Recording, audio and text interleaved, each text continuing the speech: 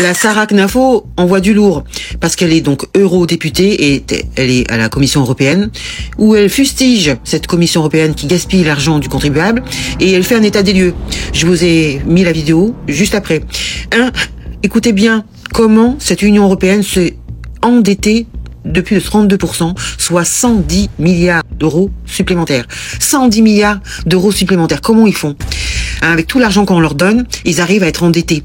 Et donc, elle leur dit, mais au lieu de nous taxer ad vitam aeternam, parce qu'ils savent que nous taxer, nous créer des nouveaux impôts, des nouvelles taxes, elle leur suggère de supprimer toutes ces agences européennes.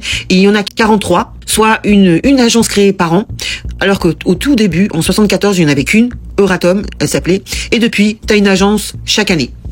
Et ça nous coûte une blinde, pas loin de plus de 18 milliards d'euros par an, pour payer ces agences qui ne servent qu'à créer des normes complètement débiles, comme par exemple combien de liquide de sauce tomate dans une boîte de conserve il faut y avoir, ou le nombre de clignotements d'un clignotant de voiture par minute, ou alors le bouchon, vous savez, des bouteilles en plastique qui doivent rester attachées à la bouteille. C'est ce type de normes qu'ils créent et ça nous coûte 18 milliards par an. Vous imaginez ? Et c'est pas tout. Vous avez aussi donc du personnel. Ils sont 36 000 dans cette Commission européenne. En vrai, ils sont 66 000, mais il y en a 36 000 qui nous coûtent pas loin de 7,2 milliards, soit autant qu'une entreprise comme Dassault qui crée des avions de dernière génération et qui dégage du bénéfice. Et eux, c'est un gouffre financier. 7,2 milliards pour juste les payer avec l'argent des Européens.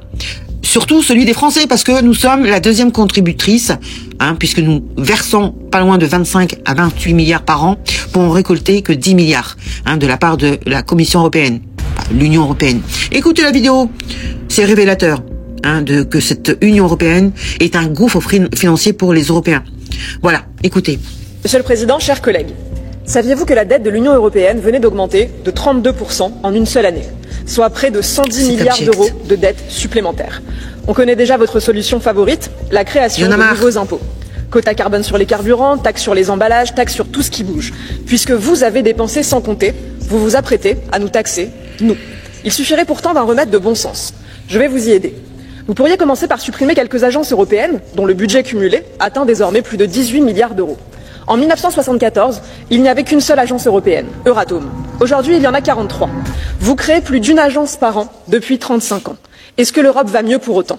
Je dois vous apprendre que nous avons parfaitement réussi à nous passer jusqu'ici de l'Office communautaire des variétés végétales, de l'Agence européenne de prévention des maladies, de l'Institut européen pour l'égalité entre les hommes et les femmes, et j'en passe. Vous pourriez aussi couper dans les dépenses administratives de la Commission. Encore 7,2 milliards d'euros. C'est plus que le chiffre d'affaires de Dassault Aviation.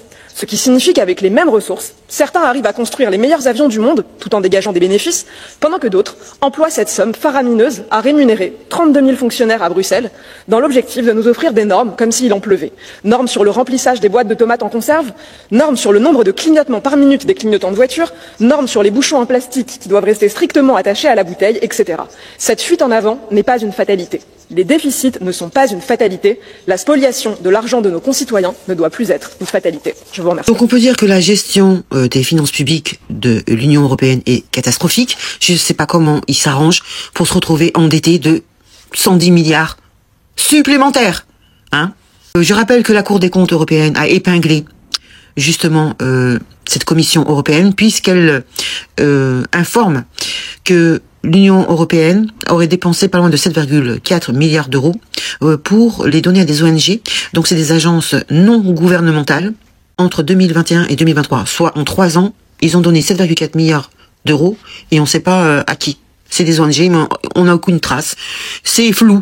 Donc le rapport critique notamment des informations fragmentées et peu fiables, ainsi que des activités de lobbying et de sensibilisation des ONG qui ne sont pas clairement affichées. Comment c'est possible ça ? Lobbying, ça veut dire que on laisse passer des grosses entreprises du CAC 40, on leur fait des petits cadeaux fiscaux. Je sais pas, je pose la question, où va l'argent ? Donc la Cour déplore également l'absence de vérification active du respect des valeurs européennes par les ONG bénéficiaires, ce qui pourrait entacher la réputation de l'Union européenne. Ah bon ? Elle est entachée depuis plusieurs années.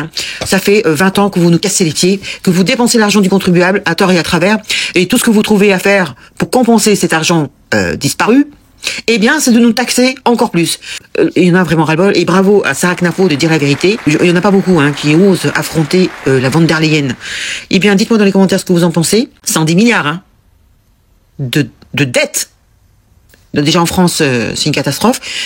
Et même l'Union européenne, 110 milliards supplémentaires. Eh ben, j'espère que vous êtes d'accord avec moi qu'il faut mettre fin à toutes ces agences européennes qui ne servent strictement à rien, à part placer les copains, comme chez nous en France, la famille, tout ça, parce que tout ce beau monde, on aimerait bien savoir qui est qui sont ces gens qui sont placés, ils viennent d'où. Mettons fin à ce gaspillage de l'argent des contribuables européens, une bonne fois pour toutes. Mais qui aura le courage de le faire? Bonne question, je vous dis à très bientôt, ciao.